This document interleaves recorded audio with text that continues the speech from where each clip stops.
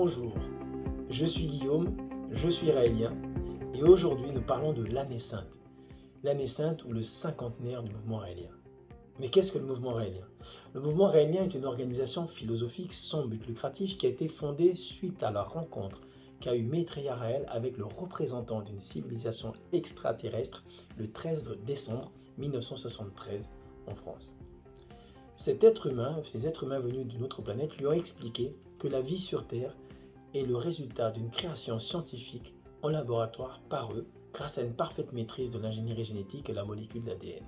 Ce sont eux qui ont envoyé des grands messagers comme Jésus, Bouddha, Mohammed ou comme Pavita et tant d'autres. Dans la Bible originelle écrite en hébreu, ils y sont d'ailleurs appelés Elohim, E-L-O-H-I-M, masculin pluriel signifiant ceux qui sont venus du ciel et non pas Dieu au singulier.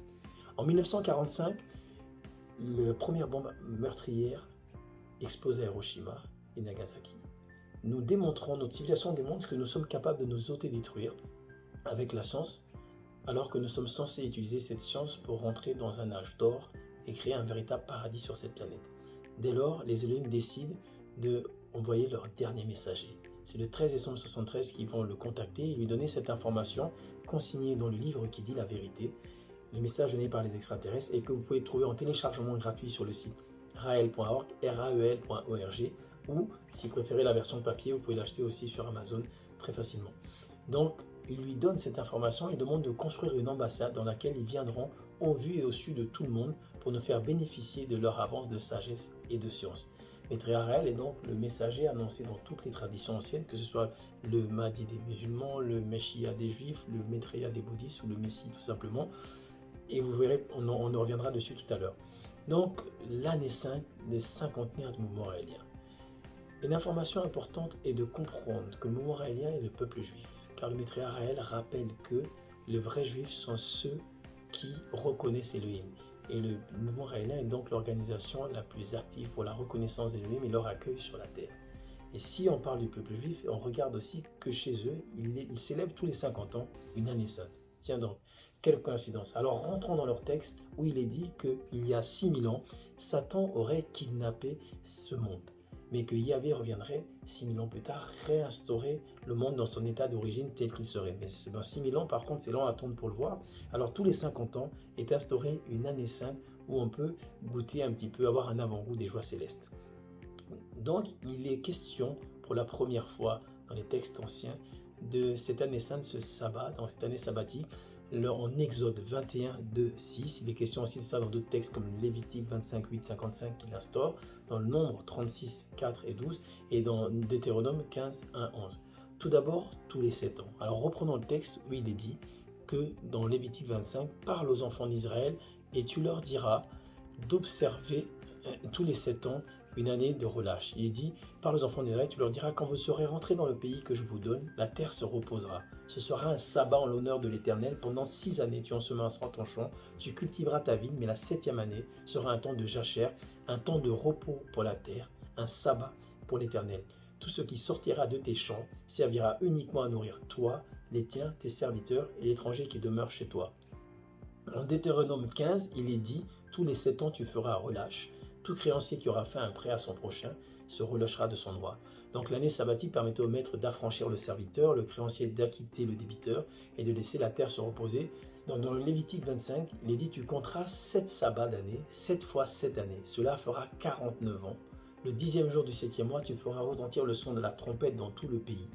Et vous sanctifierez la 50e année. Vous publierez la liberté dans le pays pour tous les habitants. Chacun retournera dans sa propriété et dans sa famille. Et la 50e année sera pour vous le jubilé. Vous ne sèmerez point, vous ne vendangerez point. Et ce sera pour vous le jubilé. Donc ça permettait de récupérer pour chacun ce qui avait été vendu. Certains vendaient leurs biens ou même leurs enfants, même eux-mêmes tant ils étaient dans la misère. Et donc ils étaient libérés et on mettait un petit peu la balle au centre et tout. Et on repartait à zéro. Ce qui est important, c'est de comprendre que le Messia a un rôle très important, car c'est lui qui est censé ramener le monde dans l'état originel, paradisiaque, tel que l'aurait voulu Yahvé Elohim. C'est donc sa mission. Et donc aujourd'hui, nous sommes au cinquantenaire, nous sommes en année du jubilé. Est-ce que c'est aussi l'année du Maitreya? Oui, le Maitréya, selon les Juifs, est là, puisqu'il est dit qu'il viendrait sur la terre juste après la Shoah, soit à peu près après 1945, 39-45, et que le Maitréya serait là dans les années 50, sachant que Maitréya réel est né en 1946. Il est dit dans le Lévitique 25 aussi comment les choses doivent se passer et on ne peut pas posséder la terre, mais on doit la louer pour 49 ans. Et tout ceci est bien expliqué dans le livre qui dit la vérité dont je vous ai parlé tout à l'heure, en page 140, où il est question notamment de l'humanitarisme avec le système sociopolitique et la génocratie qu'on appelle le paradisme. Donc, un système sociopolitique permettant de ramener notre civilisation dans un état de bienveillance, un état paradisiaque où la science est au service de l'individu. Donc c'est intéressant de pouvoir faire le lien avec ce qui est dit dans les textes anciens et ce qu'on vit aujourd'hui.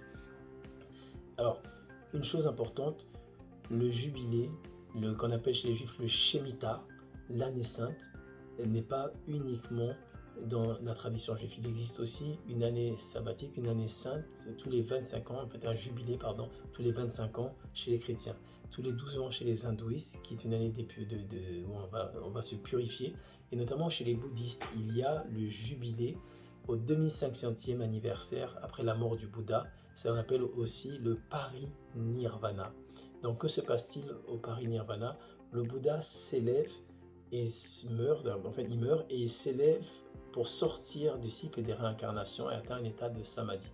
Or, dans le deuxième message qui a été donné à Maitréya réel, il y avait la personne venue d'une autre planète qui l'a contacté, rappelle que le cycle des réincarnations ne s'applique pas à l'individu, mais à toute une civilisation. Pour une civilisation, arrive un moment, une époque charnière où soit elle s'autodétruit et donc elle se réincarne, c'est-à-dire elle repart à zéro puisqu'elle devient tout est effacé, tout est rasé, hein, donc les seules survisions primitives vont devoir recommencer, ou soit elle maîtrise son agressivité et elle échappe à ce cycle en fait, et puis peut devenir une civilisation intergalactique. C'est intéressant de faire un petit peu ce lien avec cette notion du parinirvana. Mais qu'est-ce que surtout l'année sainte, qu'est-ce qu'on doit faire l'année sainte? Alors, dans le judaïsme, il est dit que c'est une année de relâche, une année de pardon. Ceux qui auraient péché ou qui auraient fait dévier de leur foi en Elohim, l'enseignement d'Elohim, doivent demander pardon. Et la communauté doit les pardonner. C'est pour réinstaurer aussi une cohésion sociale et tout est repris à zéro. Et ça, c'est dans le judaïsme. Donc les esclaves sont libérés, les terres sont rendues. C'est intéressant, les terres rendues, hein, qui ont été confisquées d'ailleurs par la force qui doivent être rendues. C'est intéressant que pour le cinquantenaire du mouvement raélien, le Mali, le Burkina, le Niger, en fait, tous ces pays du Sahel en fait, se libèrent.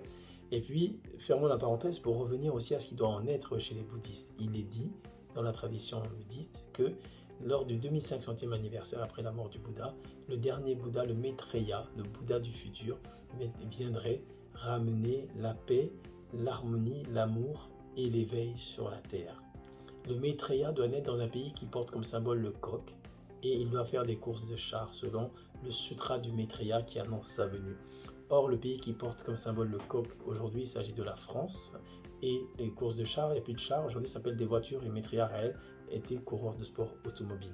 Alors les bouddhistes pensent qu'il viendra en Chine parce qu'eux ils associent le coq à la Chine qui a une grande tradition avec cet animal, mais sachant qu'à l'époque la France n'existait pas, et pourtant un jour a été créé un pays qui s'appelait la France, hein, après la Gaule, parce que ça venait du peuple franc qui signifiait la liberté, c'était un peuple de liberté, c'était dans les années 70 l'endroit idéal pour accueillir les idées nouvelles, même si aujourd'hui ce pays a bien changé. Alors, conclusion, tous les 50 ans, dans la tradition juive, une année sainte, une année sabbatique, restaurer le monde dans son état d'origine, si possible, la justice sociale, demander pardon lorsqu'on a eu des déviances par rapport à la religion. Et chez les bouddhistes, le 2500e année après ça, la mort du Bouddha, le Maitréya du futur qui viendra amener l'éveil, la paix et la compassion sur la terre.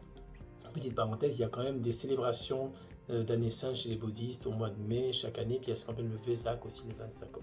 Mais donc, est-ce un hasard si Maitréya réel a déclaré le premier dimanche d'avril 2023, 77 après Hiroshima, que ceci est une année sainte?